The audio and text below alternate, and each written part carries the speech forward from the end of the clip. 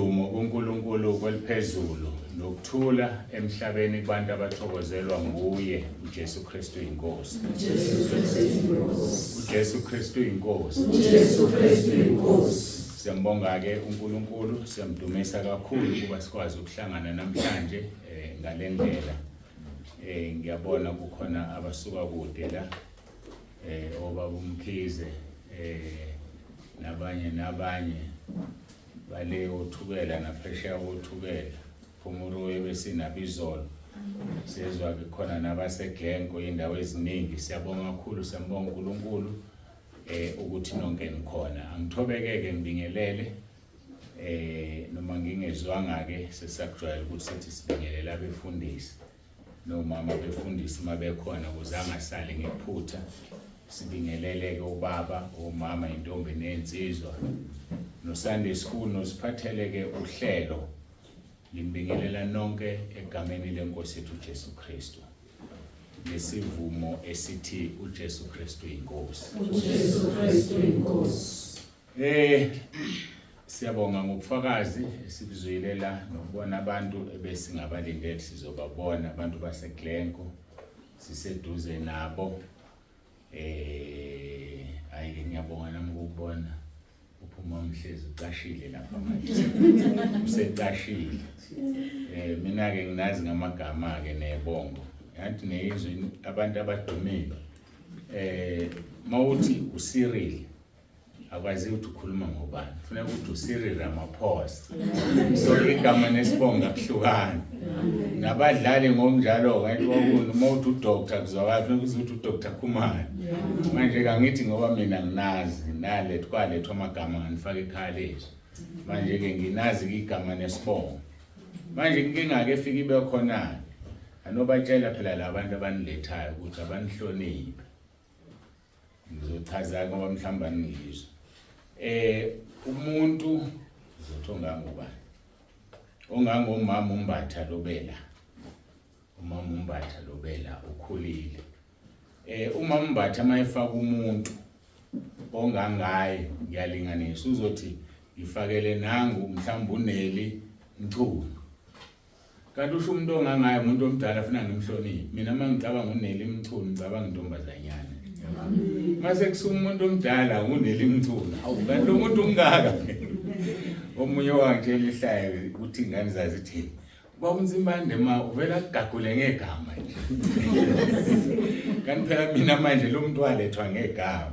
Bakhona abalethwayo kuthi umama uSibanibani. Ngiyenza sure ukuthi ngimbiza ngomama uSibanibani. So ke angathi abantu bangakufunda ke lokho babahlonipha abanye noma abe niyalingana manje badala. Ngenze mina ngibona umuntu omdala lo akuyena umuntu omncane. Nomunye ngizwe sengikhuluma naye mhlawumbe usesine appointment lelizwe lalomuntu okhuluma la mdala lo muntu. Kodwa la ephepheni uyingane. Hayi kasidluleke asikududuzeke mama uBuyisiwe Mahlaba sikududuze ngendodana yakho uNkulunkulu. Cha umama uNomvulambatha sengiyaphambanisa umama uNomvulambatha sikududuze ngendodana yakho. Uqine nje uNkulunkulu akalenza iphutha. Mhlawumbe njalo kube usaphila ongekungena ezulwini. Kodwa ngenxa ukuthi uNkulunkulu umthathile ngiyazi ukuthi mhlawumbe uyalahleka ungizwe ukuthi utheni wena la umile wathi besithembele kuyena. Uvele ka. Yakho umuntu usho njalo. Lithini iBhayibheli Jeremiah 17:5. Uqale kusiwa umuntu othemba kubantu. So uNkulunkulu wephutha isiqalekile sobungasiboni. Lithi ubusise umuntu othemba kuJehova nothemba lakhe lenguJehova. Ngamanye amagama ngizama ukuthi sike sithemba abantu kakhulu kunoNkulunkulu. Uthi mawulambile, hey mntanami othize ngilambile, mhlawumbe udokotela. Kanti kufanele ufunde ukuthi mawulambile uguqe ucele uNkulunkulu.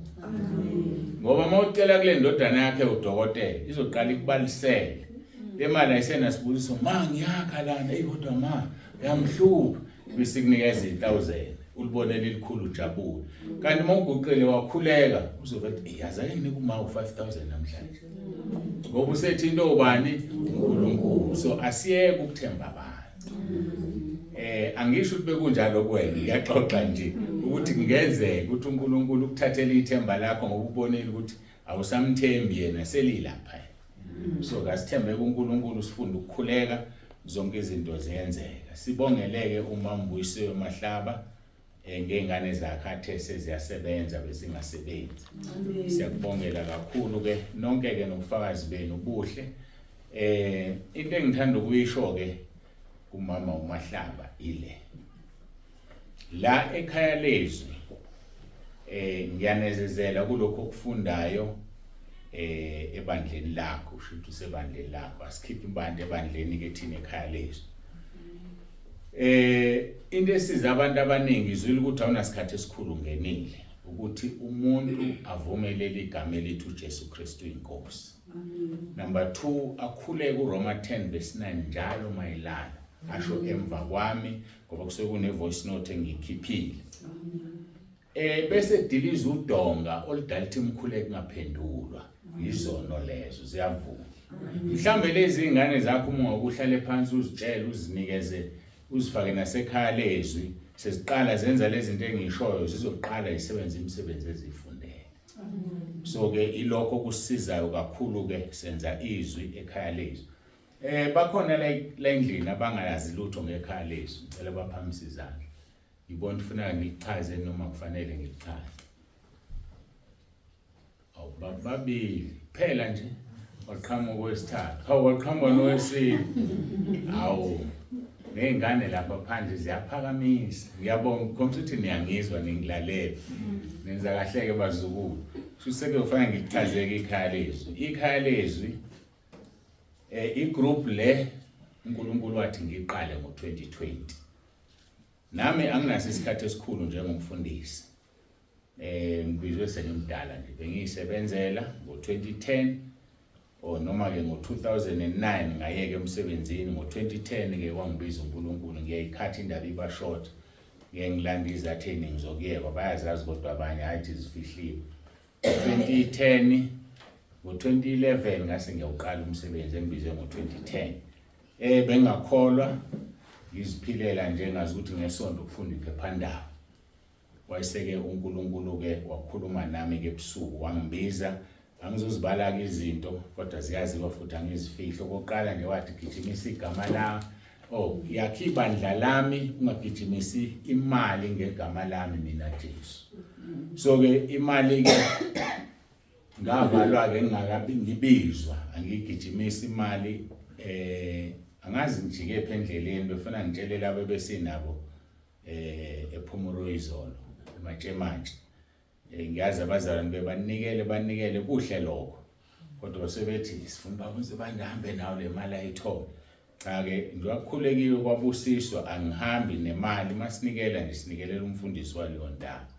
So ke angihambi nemali mina mangifuna imali ngiyaguqa ngikhuleka uNkulunkulu anginikeze angisiyena umfundisi wemali. So ke into yokuqala engayitshela wathi angagijimisa imali. Angidluleke ngize kuvulweni kwekhaya lezwi ngo-2020 ke kwakuvalwa izwe ngo-March 2020 abanye mhlawumbe sebekhohliwe kwavalwa amasonto. Wayesekhuluma kuNkulunkulu ngoba ke wangenzela umusa ngezinye izikhathi mayekhuluma nami ukhuluma nje wasikhuluma nje ngizwe izwi lakhe ngize ngithuke ngiqalaze kanti ngingedwa mhlawumbe endlini. Wathi kangiqaleke igroup la ngizoshumayeza khona ibandla lela ngibeke kulona ukuthi kusentabeni yendlu kaJehova kuyabonelela. Sivula leyo branch ke la eDandi yasentabeni yendlu kaJehova kuyabonelela. Kodwa ngiyeza ke lapho umacingwana mamsesho sedliwe yini khona ukade indini ushilo wathi uThemba kunabantu abalahlekayo uzolokho ephuma engene. Ngase ke ngo-2020 ke ngaqala babe u30 ebandleni ababe no WhatsApp. Mhla ka-26 June ngangithumela inkonzo yokuqala. Abangena ku group 1 yabatshela ugroup 1 ukuthi le group iyavulwa mhla ka-26 March 2020. Amagroup asemaningi ase-10. Ngonyaka uqala ke babe u750 abantu sebekhulile from 30. Nyaka uqala kwaku 2021 March. 2022 March babe 1600. 2023 March bebe 4400. 2020 26 March kulonyaka bebe u6200. Njengamanje ke ngikhuluma bangu 6800 njengamanje. So liyakhula ke group ama-group awu10. So ke njalo usuku nosuku kwenziwa inkonzo. Abantu ke banezidingo eziningi, abanye bafuna ukukhulekelwa, abanye bafuna imisebenzi, bafuna izinto eziningi. uNkulunkulu wathi angenzeke imikhuleko. Njengoba bekhuluma ngoRoma 10:9 umkhuleko ngawenza orekhodiwe odwele emakhaya onke. Oyi-umbrella omunye umzalwane wabona umbono wathi eqeda ukukhuleka uthi waphatha ubuthongo walala wase ebona isihlahla esikhulu siba i-umbrella phezulu komuzi wakhe esamangele wasiyatshela ukuthi lo mkhuleko kade ukhuleka uRoma 10:9 uyi-umbrella phezulu komuzi wakho. So abantu banawo ke lo mkhuleko bayawuthatha bawunikeza bomakhelwane mayigulelwa uNkulunkulu abaphiliswa yimina baphiliswa uNkulunkulu. Ngoba uyena wathi ngenze lo mkhuleko ngakho uyawulalela ke abesiyaphendula. Ngakho ke ukuba sekhaya lezwi bekungakusiza ngoba ekhaya lezwi asikhipha abantu emabandleni. Uyahlala nje ebandleni lakho ube sekhaya lezwi ulalela inkonzo usize nabanye abazalwane ukhanye lapho khona. Kunabafundisi aba-over 600 ekhaya lezwi abanamabandla abo. Abanye bafaka abazalwane babo. Bengithola i-report nje ukuthi omunye umfundisi unabazalwane abakhona uthathe inkonzo azifake kwabanye abazalwane abangekho ekhaya lezwi ezishunyayelwa la ekhaya lezwi. And ngiyakholwa ukuthi akayedwa bakhona nabanye. So ngamanye amagama siyibandla ekhaya lezwi siyibandla lika Jesu azobuya silande asicwasi ukuthi uphuma kulephi ibandla. Siyahambisana. So ke mawuthanda ke khuluma nokumemile noma ukhulume nomfundisi ke umchunu. Sivula ibranch ke ngokusemthethweni la eDandi umfundisi umchunu sebekubonile mfundisi. Ukhona ngambona ofike late akambona ngumfundisi umchunu. Akekho ngambona. Sesinesikhathi sazana naye ngimangaphazami kwaku 2020 eyophela eyobhabhadiswa ebandleni. Umfundisi umchunu ke ufundile unediploma yokuba umfundisi uyaqhubeka usafunda simthwaleni ke ngomkhuleko abona umsebenzi omncane nolula ukuphatha ibranch yasentabeni ngoba ibranch yasentabeni ijulile bazalwana ayifani mhlawumbe nebranch yasekhaya lezwi ake ngibeke kanjalo. Bese ngiyadlula ke sizovula ke le branch ngokusemthethweni. Sibonga bonke abakhona abafikile. Sesibonga ke nomama wakhulisa ukhetha. Sesimbonile ke umama uMbatha. Ngiyamkhumbula impela ese-ICU engitshela konke engitshela kona sithumele imikhuleko siyambonga uNkulunkulu sesiyambona useyaphila uyahamba noma ke sasekelwa izinduku kodwa konke ukuphila kusesandleni senkosi uJesu. uPaul wayegula emva kokubona izambulo lapha ku2 Corinthians chapter 12 uthi uPaul mayesekuchaza ukugula kwakhe ingelosi kaSathane yangihlaba ngeva ngathandaza kathathu uNkulunkulu ngicela ukuthi angiphilise. uNkulunkulu wanqaba wathi ngenxa yokuthi kufanele ungaziphakamisi nginamandla ebuthakathakeni bakho. So khona ukugula ongeke kususwe kithi ngoba uNkulunkulu uyasazi uyazi mhlawumbe ukuthi uNsibande mangamphilisa kulento uzophakama mayesephakema ngene uSathane bese ngilahlekelwa uyena. Lona gule khona ezolokhu ngiphatha ngikhumbule ngokugula kwakhe kanti iminyaka iyahamba liyafika usuku lokudlula emhlabeni useyadlula ehlezi enami kahle njengoNkulunkulu. So uNkulunkulu nezinto zakhe. uPaul uqobo lapha ya kuTimotheo wokuqala itu chapter 5 noma 6 okugcina uthi uTimotheo uPaul phuza kancane iwayini ngenxa yesisu sakho. Okungukuthi wayesenjani uPaul wayesehlulekile ukukhulekela uTimotheo asile. Wayesemtshela ukuthi uphuza kancane iwayini. Ngamanye amagama ngizama ukuthi ukuphila komuntu akukho umuntu kuNkulunkulu. Encwadini yesibili kaTimotheyu yena uPaul uyabhala lapha ngasekugcineni uthi kunoTrifumi asebenzisana naye ekukholweni osele Miletu uyagula uthi ngimshiye Miletu egula okungukuthi wahluleka uPaul ukumkhulekela sindi. Yena lo Paul kwizenzo 16 esithola ukuthi bathatha amaduku emzimbeni wakhe bawabeka phezulu kwabantu basinda. uPetro kwakubekwa abantu kade isithunzi sakhe ilanga amalingi ngapha babekwe ngapha abashaya ngesithunzi basinda. So ukusindisa umuntu kaNkulunkulu akhona kwethu. Okwethu thina asimcele asiphilise singalilahla ithemba kodwa sibe nokwazi ukuthi akungangibhudluza ukugula kwami kuNkulunkulu ngoba uyena owazi kangcono ngami. Ayangidluleke siyezwini lenkosi izwe lijahila ngithi.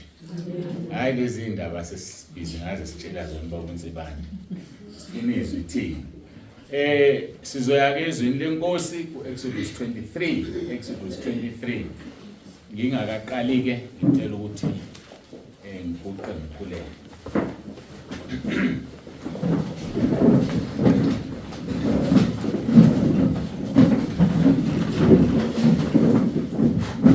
Baba egameni lomfowethu uJesu ophilayo siyahlangana phambi kobuso bakho ukuba sizwe izwi lakho.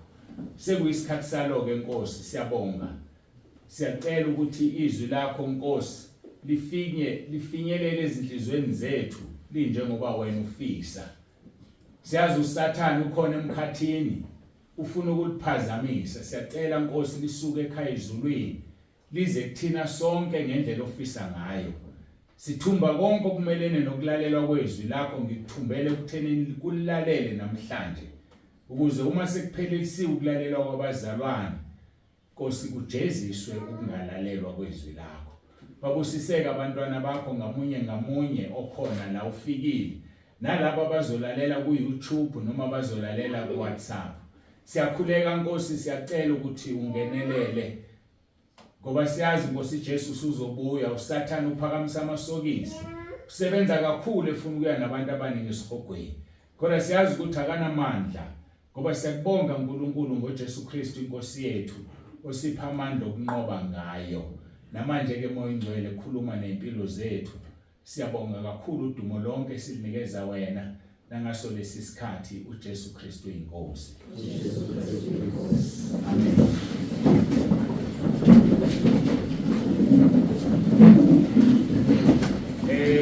Abangazike ukuthi kusho ukuthini uJesu Kristu inkosi ababuze kwabanye bazokuchazela. Izolo ngichazile lapha sisePhomoro eMatshemati uzochazeleka uzwe kahle ukuthi kusho ukuthini. Sinesihloko esihlukileke namhlanje sengaze ngajwayelwa ngokuthi ngihlale nginehloko esisodwa ku-part 1 part 2 part 3. Nayizolo ke bathe bebelindeleka bathele ukuthi ngizokhuluma ngomkhuleko. Cha sikaqedwe ngomkhuleko. Siyabuya nje emkhulekweni. Nayizolo bekuyisihloko sayizolo. Esanamhlanje angazi noma esanamhlanje kuphela ke noma siyaqhubeka. uNkulunkulu owaziyo. Exodus 23 isihloko senkonzo yethu namhlanje sithi umntwana kaNkulunkulu unemkhawulo. Umntwana kaNkulunkulu unemkhawulo. Sizoqala ukufunda kuverse 31 sidine kuverse 33. Kufundeka ke kanje. Ngiyakumisa imikhawulo yakho kusukela elwandle olubomvu kuze kufike elwandle lamaFilisti.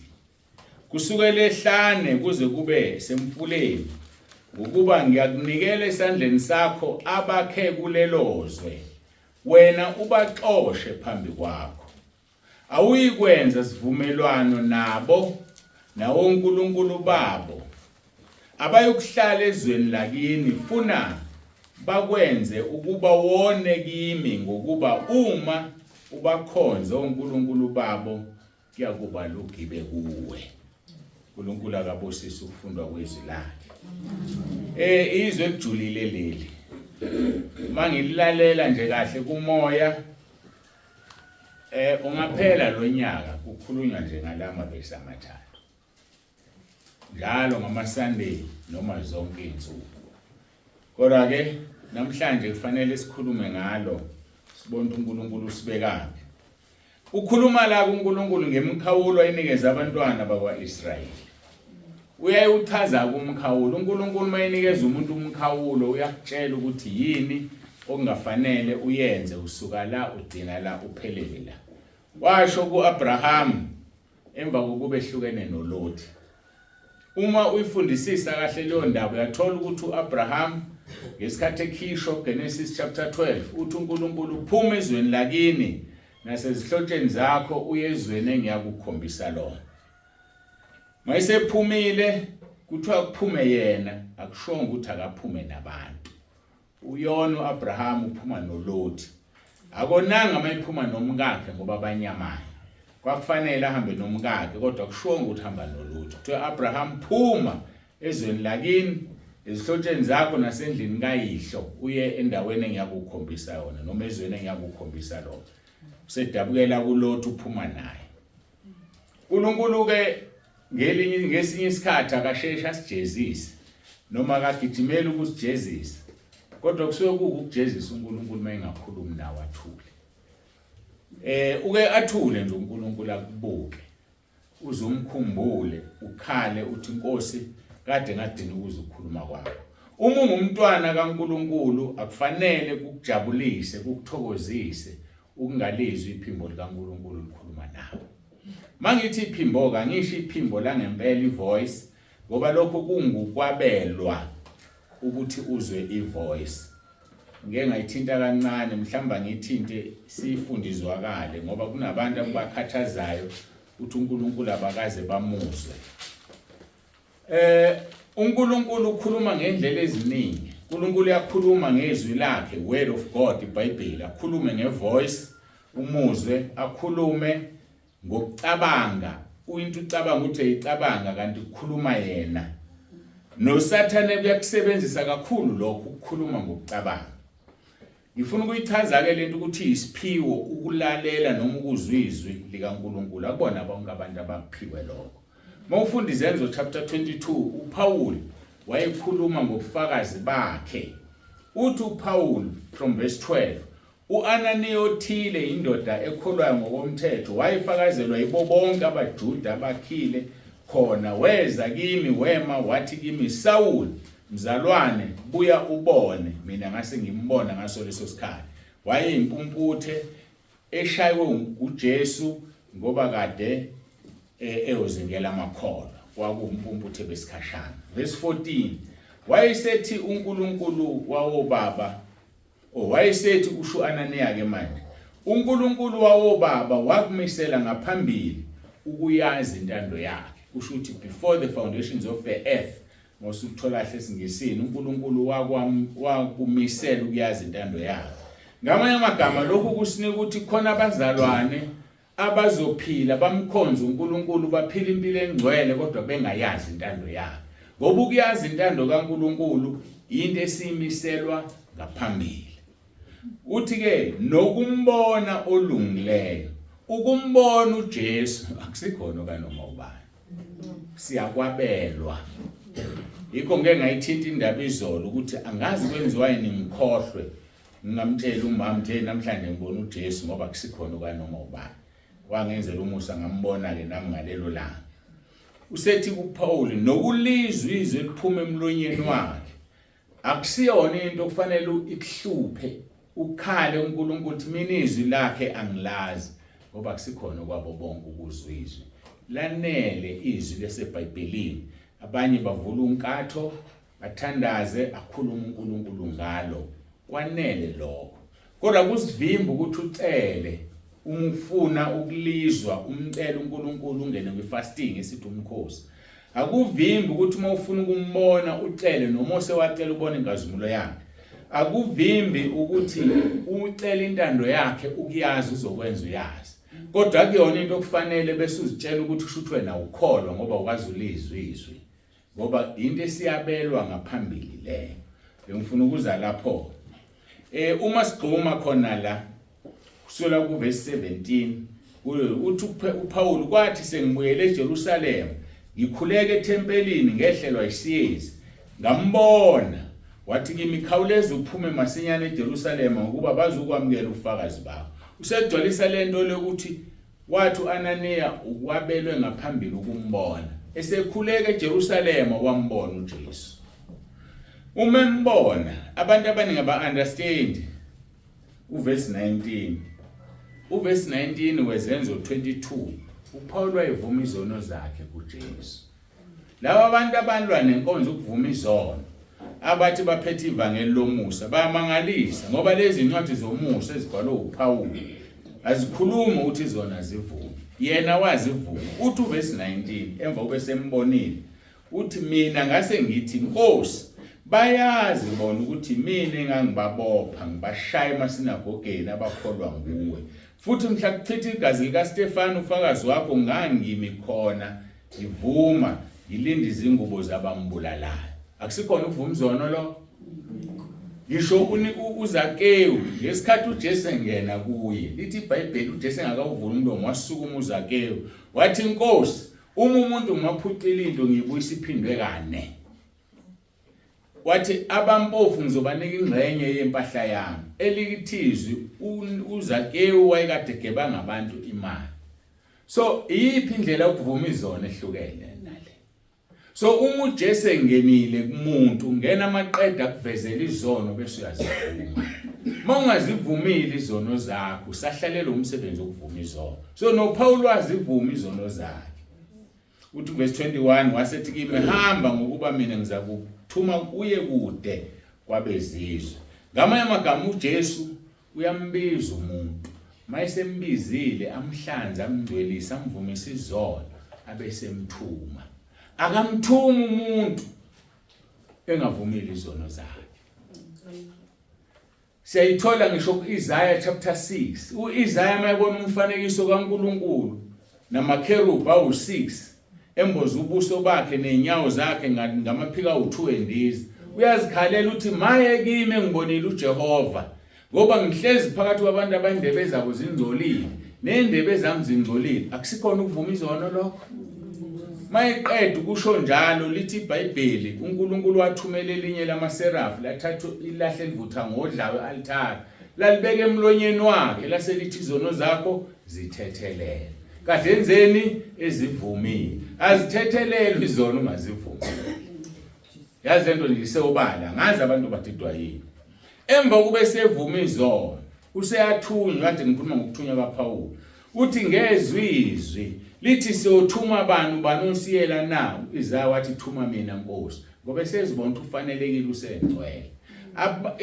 ivangeli eliphilayo kuthunywa umuntu ovuma izono hayi umuntu ozithuma yena yibo laba abangcolisa ivangeli ngoba bayazithuma abantu banamhlanje bafuna imali bafuna lokhu abafuna lokhu baqashe ngevangeli bengidlula ke la bengeyona ingxenye yentshumayelo kodwa bengichaza ukuthi uNkulunkulu usinikani imkhawulo noAbraham ngiyiqedela indaba uthe sehlukene noLot ngoba baxabana bexatshaniswa abalusi babo wathi uAbraham Lot khetha indawo efunayo uhamba uye kuyona mina ngizothatha esele uLot wakhetha iSodoma wahamba yakhona thema isuku uNkulunkulu wakhuluma kade ethule sonke lesi sikhathi wathi Abraham yonke le ndawo oyibonayo la kuphela khona amehlo akho empumalanga entshonalanga yonke indawo iyona lebengikulethe kuyona okungukuthi uNkulunkulu akamtshelanga ukuthi usufikile ngoba uhamba nomuntu onjani wrong ongekho eplaneni kaNkulunkulu thina ke bazalwane siyathanda uNkulunkulu akubeke enhlizweni yakho ukuthi awungene kufasting sutshela umzalwane ke sifast lo muntu ofasta naye umazi ukuthi unjani phambi kaNkulunkulu awusezi uzithola izinto zakho uvinjwe lo muntu ofaste naye uNkulunkulu utshele wena usuyamema neyibona lonto asiyeke ukumema lithini ke lelizwe sengikhulisa ukumema lithi lelizwe silifundile kusukela ehlane kuze kube semfuleni ngokuba ngiyakunika esandleni sakho abakhe kulelozwe wena ubaxoshe phambi kwawo awuyikwenza sivumelwano nabo nawo uNkulunkulu babo lo muntu ovumelana naye osufuna ukuzila ukudla naye uyamazi ukuthi ukhonza abantu ubona ngoba nihamba ndawonye enkonzweni uqala amaculo uyathandaza awumazi masayethu uthandaza kubani. Uthi ke verse 33 abayi ukuhlala ezweni lakini funa bakwenze ukuba wone kimi. Uzobonisa lo muntu othi ngenani ukufasting naye. Uthi ke ngokuba uma ubakhonza uNkulunkulu babo kuyakuba lugibe kuwe ukuthi ikhuleko yakho ayizuphendulwa ngoba wena usuye nomunye umuntu. uNkulunkulu engimkhonzayo nawe umkhonzayo wenze njani uyaconfirm. So ngamanye amagama uma ethi kuwe ngena kwi-fasting uzothi uyifikela nje ebandleni unqume ngiyalenganisa unqume uzoqala ngomsombuluko avele eze omunye umzalwane hawe mzalwane kunjani ngesingene fasting hawu mzalwane ufuna siqale nini ngomsombuluko abantu uNkulunkulu uyaconfirm umuntu ofanele ufaste naye ke lo hayi lo ithandela yena ozothi umtshela athi hey kodwa ke sengizovuma nje yazi mina bengplano hayibo bengafanele umthindelo usezothatha umkhuleko wakho ungaphenduki. Angidluleke sengifuna ukugxila ke manje esihlokweni esithi umntwana kaNkulunkulu nemkhawulo. Sikhonza uNkulunkulu ke wemkhawulo bazalwane. uNkulunkulu wemngcele asiphili noma kanjani uma singabantwana bakaNkulunkulu. Kunemkhawulo esidina kuyona. Asikhulumi noma kanjani. Hayi ukhulumi noma kanjani. Futhi awugqoki noma kanjani. Ngoba kunemkhawulo esinikeziwe. Asikhothami noma kumuphi uNkulunkulu. Yazi ukuthi uSathane namadimoni akhe wayenza kahle lento. Abantu abayiboni. Inyanga noma isangoma basebenzela kuphi? Koguqa sithandaza ngithi. Mawungena koguqa sithandaza ukukhothamile. Uyangena ungakhothamile. Suqedile. Qala nje nenza yonke into esenenzile usukhothamile emadimoni. Asikhothami noma ikuphi. Ngoba uNkulunkulu wenze njani usibekela imngcele. Asinikeli noma ikuphi ngisho ukunikela mina. Akuzuthiwa ngoba indle yesonto le usiyahamba uyonikela. Njengabaningi abanikela ko TV. Ungangizwa ke kahle. Angisho ukuthi kurong ukunikela ku TV. Ngifuna ningizwe kahle. Kodwa kuyangimangalisa ukuthi uma ngishumayela ku TV ngiyalinganisa ngenhlanhla ngishumayela ku TV mhlambe kuyokwenza uNkulunkulu ngangazi ukuthi ngishumayela na YouTube mhlambe uyokwenza. Kodwa lento ukuthi uyashumayela umuntu escreen phansi gijima i-account number akagijimisa imali lo muntu. Bese kulethwa abantu abazofakaza bathi nganele ngafaka 1000 rand ngabizwe emsebenzini ngakaze ngiapply. Waziwa kanjani ukhona exist? Uya exist wena vele ubizwe ungaze apply akho file lakho.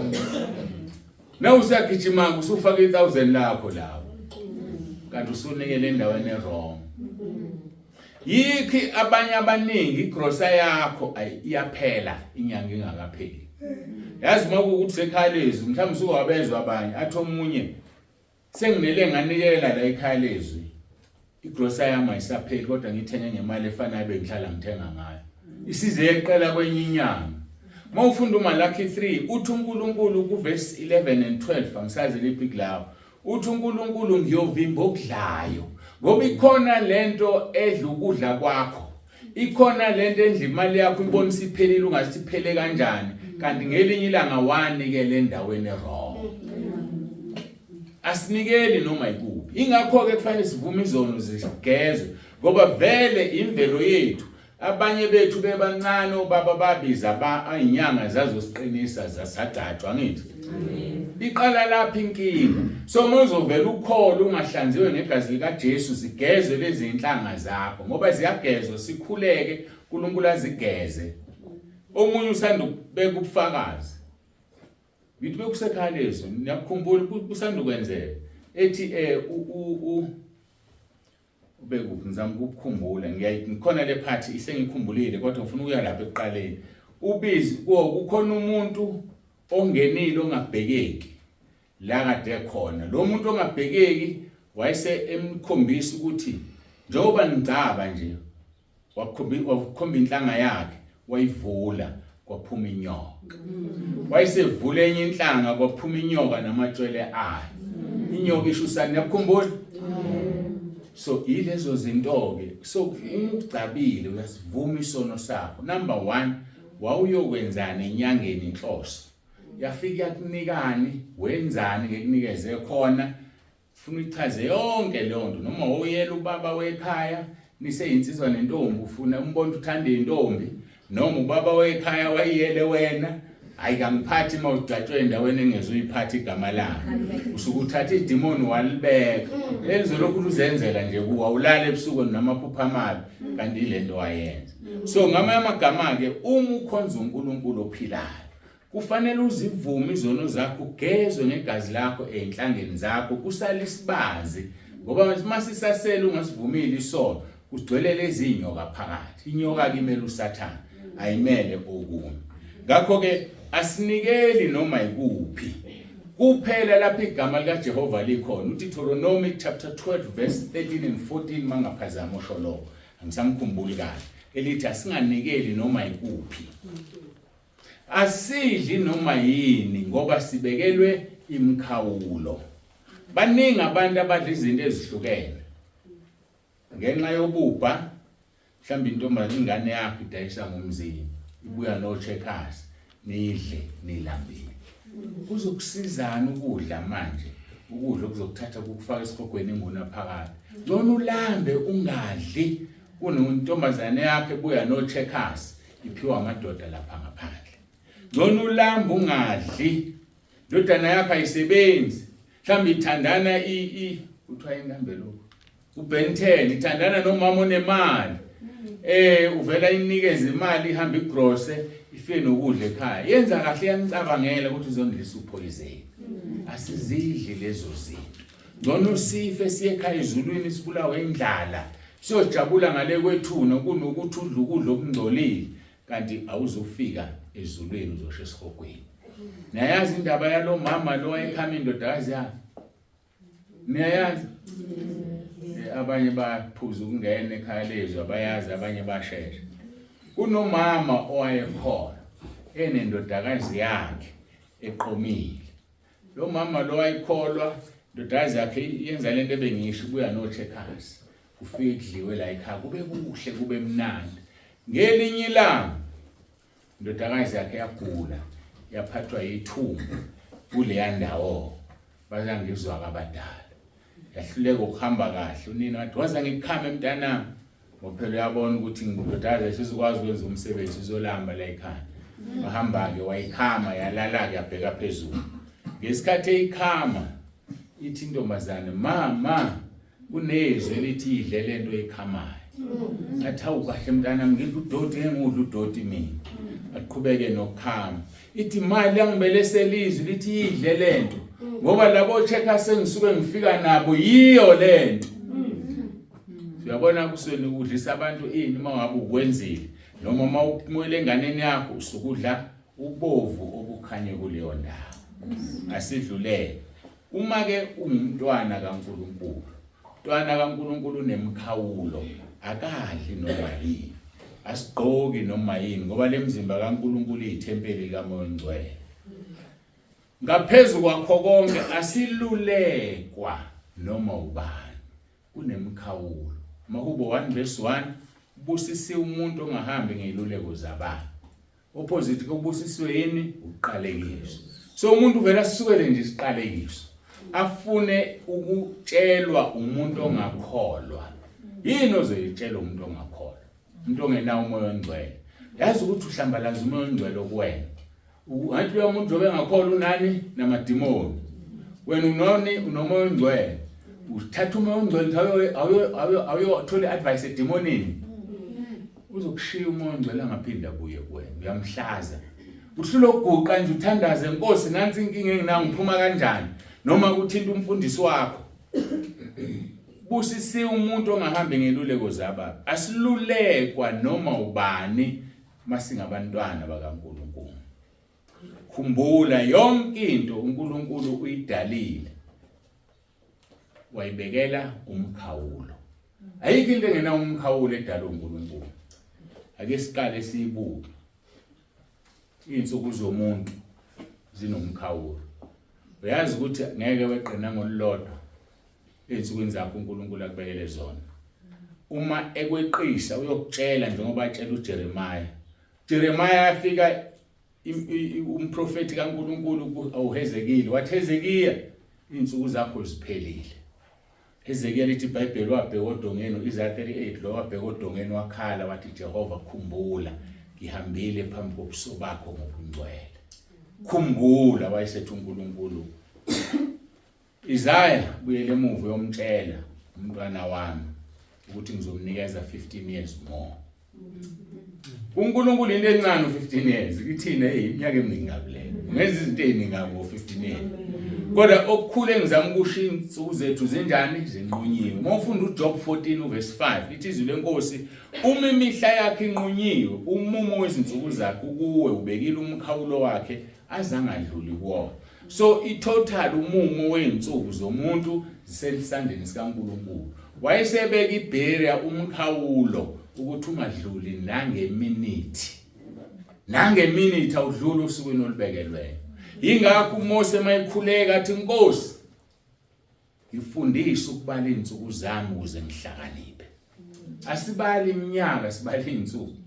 Ngoba ukube bebala iminyaka uNkulunkulu ngabe sonke sifa ngezinsuku zethu zokuzalwa. Ngabe malisondela ubani uthi uyazala namhlanje. Ngabe malisondela usuku lokuzalwa wenze njani? Inkosi yami mhlambe ngiyafaka nje kusasa. Mhlambe ngiyafa. So asibali iminyaka ngoba ube kubala iminyaka ngabe ufa ngabe sifa exactly ngosuku ezalwe ngalo ukuze sibalele iminyaka. So uNkulunkulu ubale izinsuku lokho kusenza sikhululeke ufa noma ngaluphi usuku. So ke niyabona ukuthi imfihlo le ngoba kube sifa ngosuku ezalwe ngalo ngaba akekho lithandayo. Ngabe ubonga seliyophela ngiyaphila. Kuyima ucelebrate ukuthi ngiyabonga. Yabo manje uNkulunkulu ke uyasithanda kafuni isiphile kabuhlungu emhlabeni. Kodwa umumo weinsuku zakho usesandleni sakhe. Umuntu akeqi nangolulodwa kulo. Mawufunda amaHubo 139 verse 16 uthi amehlo akho angibona ngiseyihlule zonke izinsuku zami zalotshwa encwadini yakho zanqunywa lungakafiki nolulodwa. So uNkulunkulu uyayihlela lento yakhe ngesikhathi okulethe emhlabeni ukuletha eazi into zofanele. Esekunikile ithuba lokumsebenzela bese ke silibala kuSathane singamsebenzeli. Ngisho nolwandle yazi ulwandle lwabekela umngcele. Lwabekela umngcele ulwandle. Ulwandle uma ufunda Genesis 2 ngoba uGenesis 1 usitshela uNkulunkulu wadala izulu nomhlaba. uGenesis 2 uthi kwakugcwele amanzi phezulu komhlaba nodwa phezulu kwalo umoya kaNkulunkulu wehla wenyuka. Kwakungemva kokuba ke kade ubhujisiwe umhlaba ngamanzi. Asisiyekeke leso sihloko esinye isihloko nje leso esikhuluma ngokuthi ngaphambi kaAdam noEva kwake kwanabantu ababephila. Kodwa ngizoyiyeka lapho kilenga nje. uNkulunkulu mayivuma ngoyichaza ngelinye ilanga ngene ekhaya lezwi uma ungekho khona usidini uyitholile lenkonzo. Uzilalele inkonzo. Wakhona abahleze ekhaya lezwi abalaleli biyokweqa le ndaba. Sikhuluma ke ngolwandle. Uma ufunda iHubo 104 verse 5 kuya ku9 lithi umisile umhlaba phezulu kwezisekelo zawo ukuze ungazanyazanyiswa kuze kube phakade.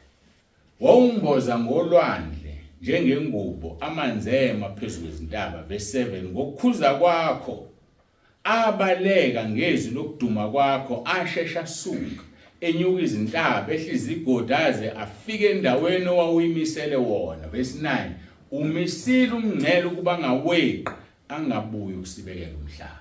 Ulwandle amanzi amaningi endlela emangalisayo angasho kanye nje lusimboze manje sonke. Kodwa ulwandle luyalalela lubekela umngcele. Yini thina singalaleli sibekela umngcele uNkulunkulu. uNkulunkulu musugqoka kanje uyagqoka wena. uNkulunkulu musukwenza lokho ekhanda lakho musuqhuma inwele uyaziqhuma. Athi uNkulunkulu musufaka izinyo legolide uyalifaka. Athi uNkulunkulu musulishintsha ibala lakho ngikudale wamnyama wena ufuna ukuba mpofu. Kuthiwa yini ngegama la namhlanje umuntu ompofu? Yellow bone. Ngithanda ukuba ama yellow bone. Usola uNkulunkulu ufuna ukuba yellow bone. Koba buhlungu esihogweni ngelinye ilanga. So sibekelwe imngcele nolwandle lwabekela. Mawufunda izwi lenkosi Genesis chapter 1 verse 6 kuya 10. Kusithiwa usuku lwesibili uNkulunkulu wahlukanisa amanzi. Wathi amanzi amanye waye emkhathini, amanye ashone phansi, ashona olwandle. Yiwo ke lawo afibekela umngcele. Nasemkhathini uyazi isibhakabhaka amanzi. Niyakwazi lokho? Isibhakabhaka amanzi. Ufunda uGenesis 1:6 ya 10. Wahlukanisa amanzi wathi amanye waye emkhathini. La amanzi aphezulu abanjwe igama lakhe kuphela. Mayingakhuluma nje ayehla simboza. So uwehlisa ngeorder ngamafu kube imvula. Babona mangabhidlika lesibhakabhaka singabona ezulwini. Inkinga ngeke sikwazi ukubona ngoba amanzi azobe simbozile bese siyafa. Yini thina sihleke ukulalela uNkulunkulu? Ngoba phela usidalile nathi njengawo lawa amanzi. Why singamlaleli uNkulunkulu? Lithi ke ngokukhuza kwakho amanzi abaleka ngezwi lakho lokuduma ashesha asuke enyuka izintaba ehla igodi aze afike endaweni owayimisele wona. Umisile umngcele ukuba ngaweqi angabuyi ukusibekela umhlaba. Ngosuku lwesine ngikhuluma ngezinto ezidalwe uNkulunkulu wenzani wazibekela umngcele. Ningalahleki ngisakhuluma ngomngcele. Umngcele umntwana kaNkulunkulu ubekelwe imngcele. Yonke into ayidalile uNkulunkulu uyibekele boundary. Akufanele siyeke. Ngosuku lwesine Genesis 1:14 kuya 19 uNkulunkulu wadala inkanyiso ezimbili ezinkulu. Wadala ilanga, wadala inyanga. Wathi inyanga izokhanya ebusuku. Umngcele lo. Emini inyanga noma uyibona ngoba ikiselwe ihambe emini. Iyakhanya inyanga emini.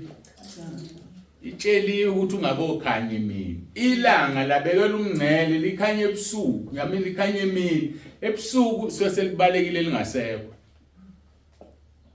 Ngoba izinto zonke uNkulunkulu mawufunda ke lithi uNkulunkulu wadala izinkanyiso wazibekela umngcele ukuthi ziwukhanyisa nini umhlaba ukuze zibe izibonakaliso zezikhathi nezinsuku nezeminyaka. Yizwa lezi zinkanyiso nanokuthi sikwazi ukuthi kunonyanga ingenxa yelanga nenyanga. Sikwazi ukuthi sithi sinenyanga lenyanga esikuyona uMay ngoba kukhona ilanga nenyanga. Umsebenzi omkhulu akukhona ukukhanyisa kuphela. Ukushona kwelanga kusho ukuphela kosuku ukulandela olunye. So wazibeka uNkulunkulu wazibekela umngcele ukuthi zingaweqi zikhanyise zikhanyisa nini umhlaba. Sikhonza uNkulunkulu ohlelekile. Sikhonza uNkulunkulu obeka imikhawulo nemingcele yokuphila. Ngifuna namhlanje uhambe kunolwazi ukuthi ubekelwe umngcele. Asifani nabantu bezwe. Asiphili noma kanjani. Ingakho Roma 12 verse 2 athi verse 2 ningalilingisi lelizwe. Kodwa mawuguqulwe isimo ngokwenziwa ibentshe ingqondo yakho. So uma namhlanje usuhamba wazi ukuthi ngibekelwe imingcele. Makhelwane uhlabela amadlozi angimi nako kudla. Angithumeli ngisho ingane yami yosiza ngoba le ngane uyenza yokuboshwa amagedango kaSathane. Ngakho ke futhi asiphili noma kanjani. Ngifuna ukubuyela kulezi zihlobo bengizisho. Qale ngokuthi asiphili kanjani noma kanjani. Siphila kanjani? Mawufunda abaseKorinte besibili chapter 5 verse 14 and 15. Lithi ngokuba uthando lukaKristu liyasiqhubezela. Sibona lokhu ukuthi munye wafela bonke. Ngakho ke bonke sebafa. Verse 15. Wafela bonke ukuze abaphilayo bangabe besaziphilela bona kodwa baphilele yena owabafelayo wabuye wavuka. Umngcele lo. Kufanele mawuphila nje uhamba wazi ukuthi ngiphilela uJesu. Owangifela wabuye wavuka. Uthi kumbuzo wami uphilela bani wena? Yazi omama khona iphutha elikhulu abalenzayo. Athi ngiphilela izingane zami. Nanokuthi ngisahlezi nje kulomshado, izingane zami nje ngoba esencane. Avela ethatha uNkulunkulu. Ukhale uphutha ingane kanti ukuphuthela lela gama olikhuluma ngalwenyawo wathi uphilela ingane yakho. Ayithi niyakwazi lo? Ngathi unsibando wazozandisa izono zethu. Ufayile sizivule. Kanti ngangona nje mayithi ngiphilela ingane zami. Lithi verse 15. noma ngiqale ku14 ahlangana ngokuba uthando lukaKristu luyasiqhubezela sikubona lokhu ukuthi munye wafela bonke ngakho ke bonke sebafa wafela bonke ukuze abaphilayo bangabe besaziphilela bona kodwa baphilele yena wabafelayo wabuye wavuka. Madoda asiphilele abakhosikazi ethu, bomame bethu enisiganile aniphileli thina. Mawusemusha usaqonyiwe noma uqomile nikhohlisana uthando, hey mina ngiphilela wena nje ugcwele nje enhlizweni yakho. Hawu akwakanti akukho uJesu la enhlizweni yakho ugcwele yena.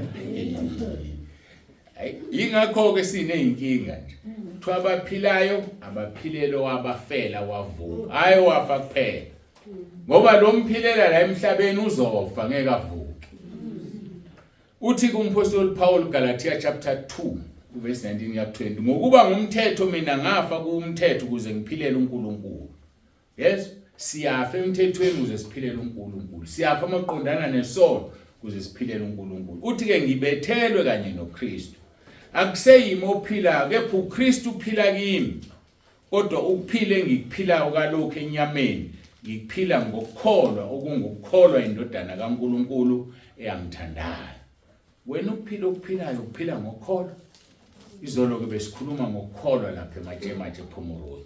Ukukholwa kufanele siphile ngokukholwa. Ukukholwa indodana eyasithandayo kaNkulunkulu yasifela yavuka ngosuku lwesithathu.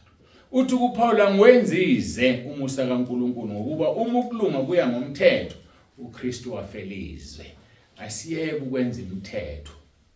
Kunemithetho eminingi ke emabandleni esikhonza kuwona. Kwelinye ibandla kuyazilwa njalo ngomsombuluko. Kwelinye ibandla kuyazilwa njalo ngoLwesibili. Zibale nje zonke izinsuku. Umthetho kabani lo ngoba kukho ezweni ukuthi asozila ukudla ngelanga lokudla. Yafuna ngikunika itip amadimoni ayazi ukuthi ngaleli langa uzozila, ayaviva avivela ukukwenza ukuzila kwakho kube yize. Ukubona ukuthi ngenxa ukuthi kuwumthetho webandla uvuke ekuseni ngadla ngipasami ngikhohle kambe namhlanje ebandleni asidli usudlila ngithi imone belikujimela. Uma kungenzekanga lokho ngaleli langa oqala ngalo vele uphuphudla. Yazi mawuphuphudla usukudlile kwelika moya.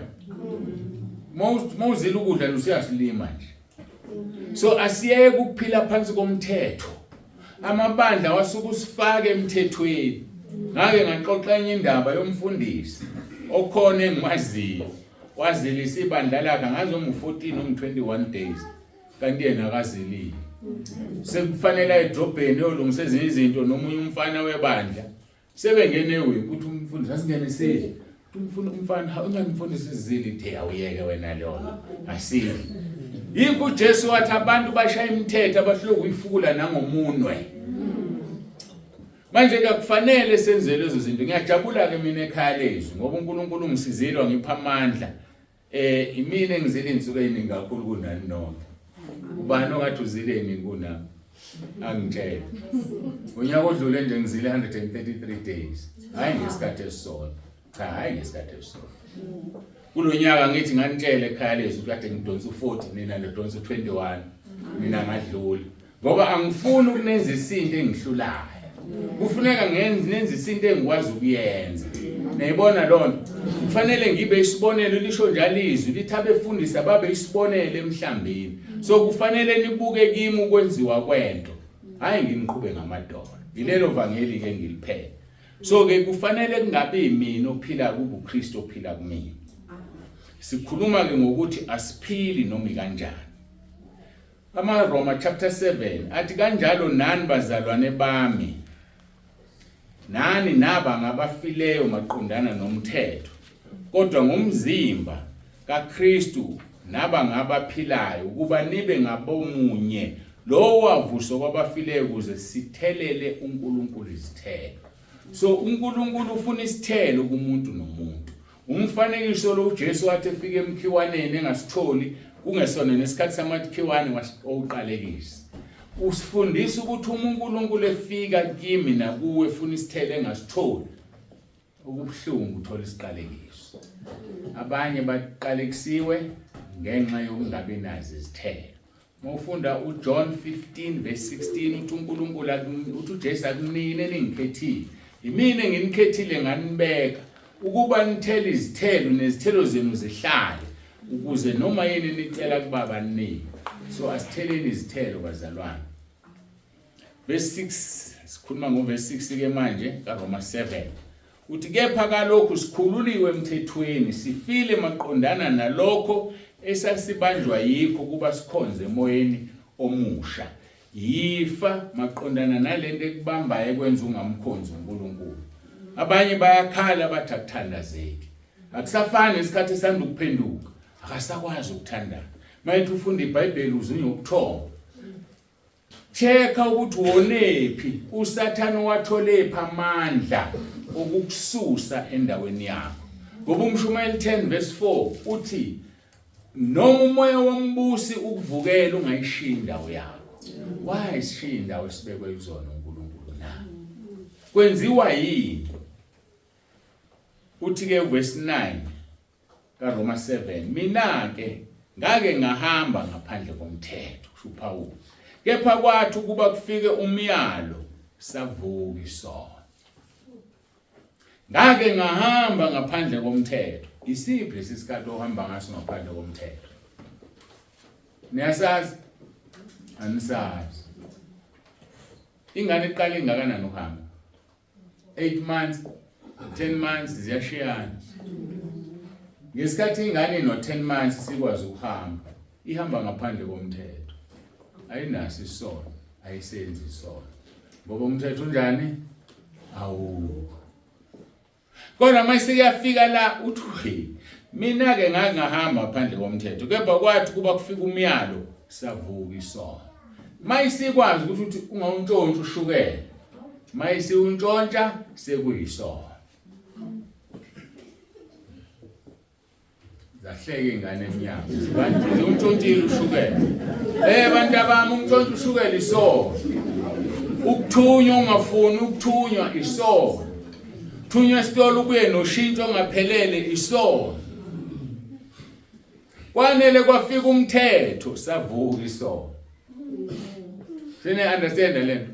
Yikho ke ekhaya lezwi ngithi vuma izono kusukela uneminyaka emingaki ewu4. Ngoba isikhathi esiningi umuntu uyazikhumbule no4 years. Athi mayithi 5 6 usedlala amacashelana. Isono leso uSathane ufakani uyatshala inkanuko. Ziyavunywa izono. Omunye umama ngikhulume ngaye wakhonjiswa isono enenyanga ezingaki eziwu6. Kodwa ke ngenxa yokuthi uNkulunkulu uyasithanda akazi ukubalela isono angakhumbuzanga sona. Kodwa lo mama wakhonjiswa isono ena6 months. Wayegula elele. Uthuke wahamba ekamelweni ukuphumula. Washiya ubaba nezingane sithi nguru. uNkulunkulu wabalalisa kosofa ngokusefuna ukusebenza nalomama. Mayihlezi lo mama lo abona ibhodi elikhulu phambi kwakhe.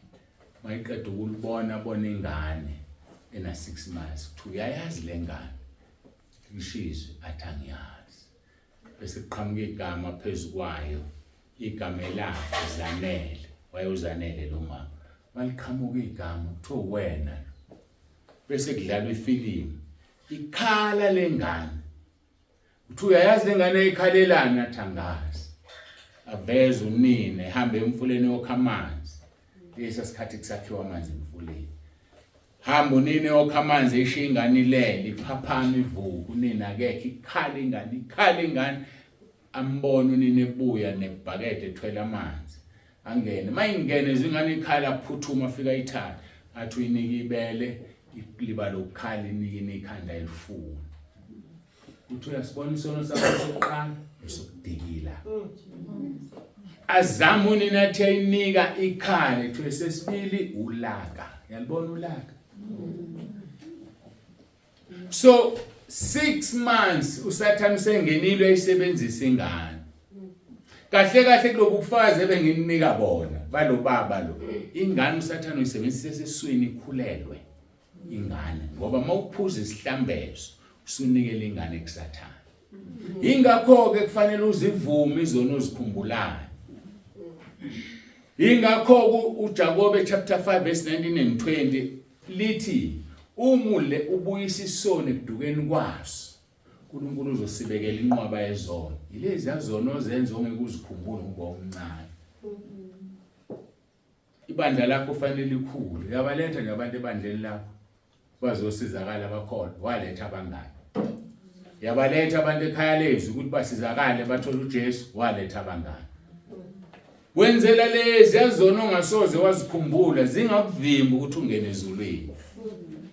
Athi uJesu kuMathewu 25 ngangilambile wangipha ukudla, ngomile wangiphuzisa bathi wawukuphi inkosi athi lokho kwenze kwabancane. Enye indlela yokungena ezulwini nakabampofu upha abampofu. Kodwa sibapha abampofu usebenzisa okweshumi kwakho, okweshumi kaJehova. Ufunda uLeviticus 27 verse 30. Uzozo okweshumi nje akukhona kwabampofu, omunye unelo wabampofu. Kodwa okukhulu nakabampofu nakabahluphekayo mayifika umakhelwane ezokwenana mnike ngoba wazi noma unika uJesu. Awazi noma kulezi zono ongazikhumbuli ukunika kwakho lo yamuntu uzokwenza ungene ezulwini. uJesu indlela neqiniso. Uye ubekele izindlela ezintathu. 1 ukuvuma izono, 2 ukubuyisa isono esidukayo, number 3 ukunaka abampofu. Uzongena ezulwini. Ngakho ke indaba ilele kwena uphilela bani na? Sibekelwe imngcele yokuphilela uNkulunkulu. Mawukholwa wenzi noma yini noma kanjani. Njengoba abanye badansa phakathi emasontweni, athi yona ndawo engibusa kuyo yodansa ashaye kuthiwa nomdansi okhona ithomoyo. Yese siphogweni leyo. Yothi ngene phakathi ebandleni. Ngoba nithini nina ila ngijabula khona ngisabhengi phela ngisayile jabule enkonzweni. Afika umfana oshaya insimbi ebudakwe insanga. Nikitazeke ngiqhumene ehlene enyuka nithi wehlile umoya ongcwele. Nimthuka umoya ongcwele. Wehla kanjani umoya ongcwele ehlisa umuntu odakwe insanga? Ngifuna ungababheki laba enqondweni sekubo lenkulumo. Angizobabheka. Izolo hayi nini besishaya lo mfana ofaka icici. Lenkonzi organizwe abazalwane. Angazi bangene kanjani kumfana ofaka icici. Angifuni ukubabheka bakhona la endlini abanye abantu. Ngilimalile ngadumala sizokitazwa sijatshuliswa umfana ofaka icici endlebeni. Siyambonga uNkulunkulu ngoba ezwini silizwile lasiphilisa. Kodwa lokho okunye anoqaphela ke bantu abami. Ngiyabonga nje wanemsizile naloya mntwana onezwe lihle. Ungenile ku YouTube ubecule njani engathwele ekhanda. Inele zima yaba. Ngathi Nkosi yami akukho esokwenza. Ngithe ngibona wayengeke selifakile ado sebemdonsile bamtshela. Sebemtshelile ukuthi iBhayibheli lithi wesifazana akathwale enkonzweni. Kodwa nje sihlazekile ku YouTube. Ngoba ku YouTube akukho kusho ukuthi lo muntu ungwasentabeni noma kuyena wasekhaya lezi noma kuyena. Kanti le nto mina ecula kangaka ecula kahle kanje kodwa ekhanda ke. Uthi ke umpostoli Paul, mina ke ngake ngahamba ngaphandle komthetho. Kepha kwathi kuba kufuna umyalo savuka isono. Senasi understand ama sivuka kanjani isono. Asiyeke ukuba nemithetho emabandleni. Imithetho ngoba imithetho yakha ini isono. Sikhubana sodwa nje. Ukhubana nje lokho. Yenza into ngoholwa umoya kaNkulunkulu. Bese to verse 10 ngafa mina umyalo obungokuphila wona wafunyanwa ungokufa kimi. Umyalo noma umthetho wakhela ukusiphilisa kodwa udina usibulala ngoba uSathane usebenzisa umthetho ukukushaya. Ngesikhathi uthe enganeni zakho ngo5 o'clock ayikho intombazane engaphandle la ekhaya. Uyazi ukuthi manje iyafika ngo5:05 isiyonile kuwe na uNkulunkulu. Isizohamba isihokweni. Angisho singayishayi lo mthetho. Ngakha isithombe sokuthi amandla esono umthetho. Base Korinte Lokuqala chapter 15 verse 56 lithi amandla esono umthetho. Ngaphandle komthetho isono asikho. Siba khona mase kunomthetho. Verse 11 ngokuba isono sithola ithuba ngomyalo sangikhohlisa sangibulala ngawo. Isono sikubulala ngomyalo. Uthini uEva mayifika kuAdam? Njalo inyoka mayifika kuEva. Ngempela uNkulunkulu ushilo yini ningadli kulomuthi na? USathane uvela yobamba umthetho oqala oshayiwe. Abese kutshela lo mthetho awusebenza awunasidingo.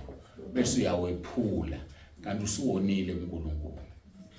Ngakho ke umthetho ungcwele nomyalo ungcwele ulungile muhle. Pho okuhle kwaba ngokufa kimi na?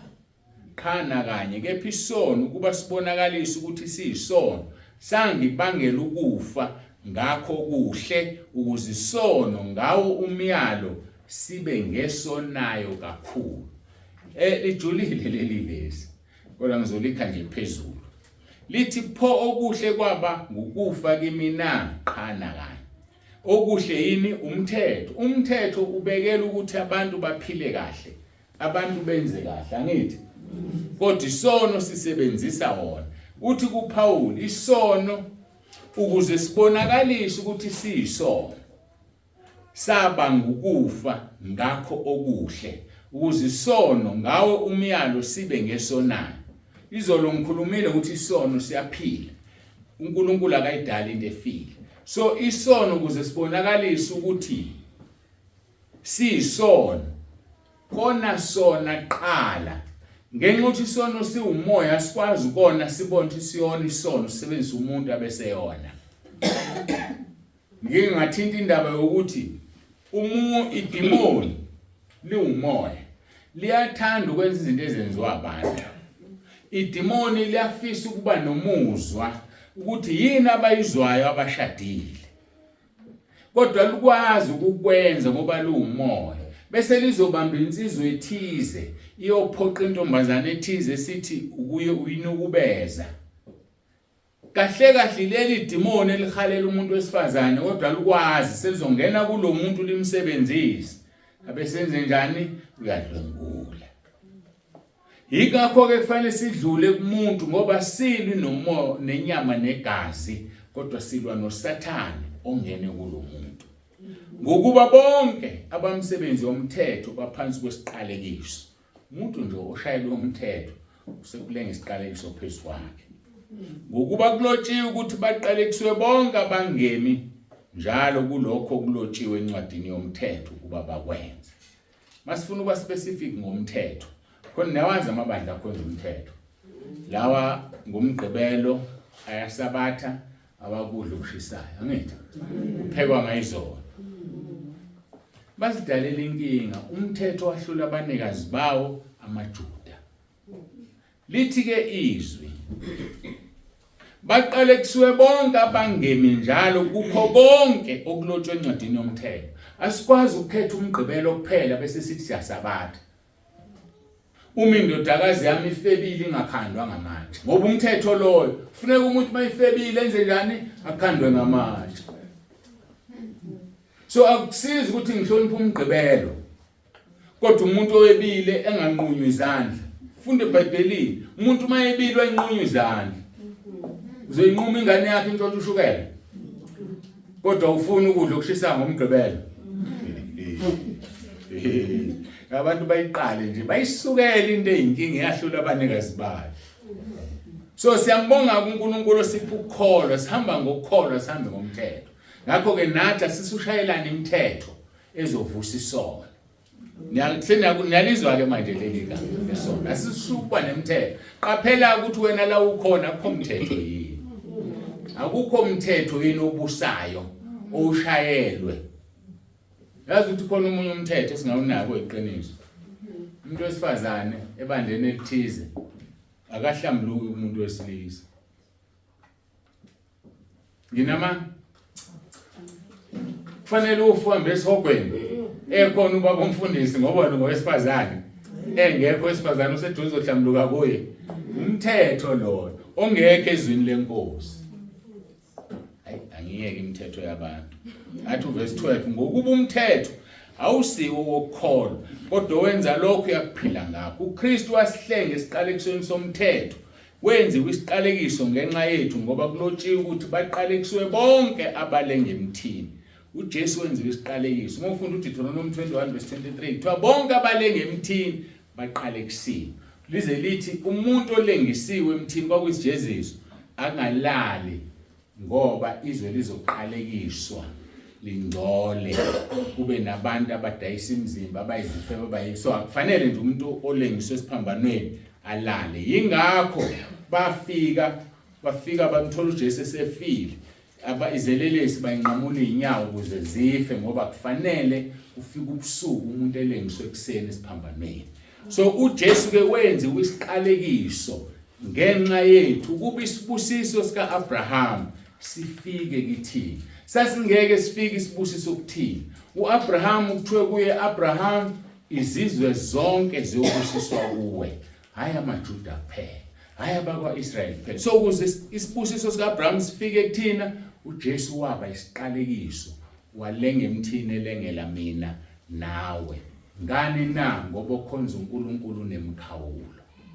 Ukufa kaJesu kwakubeka imikhawulo sizophila njengabantu basezweni. Asikhuleke sesifike esiphetheni kwenkonzo.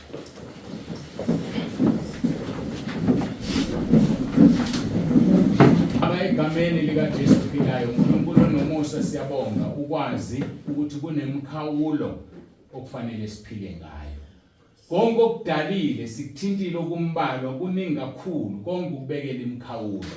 Ihlukene ihlahla ehlobo ziyathela kube nezithelo ebusika zivuthulula amaqhabunga kuqhamuka amasha. Imngcele nemikhawulo ibekile Nkosi kuze ezintweni ozidalile.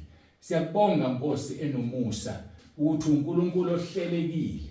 UNkulunkulu ezakhe izinto wazenze emaphakadeni ukuze sifike thina masesiphila sibone ngathi impilo ilula kanti ngoba wena wayihlela.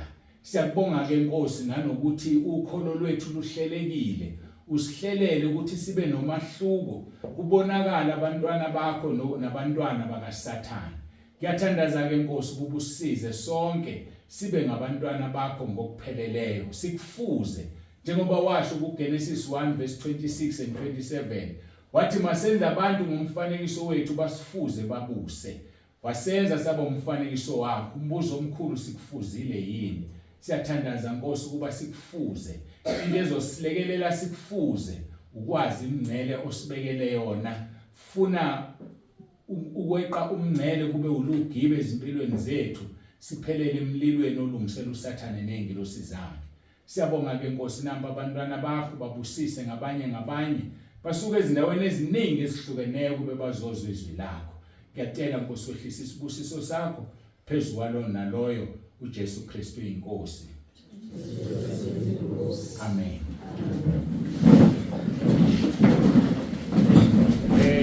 Angazi noma bakhona yini abathanda ukukhulekelwa.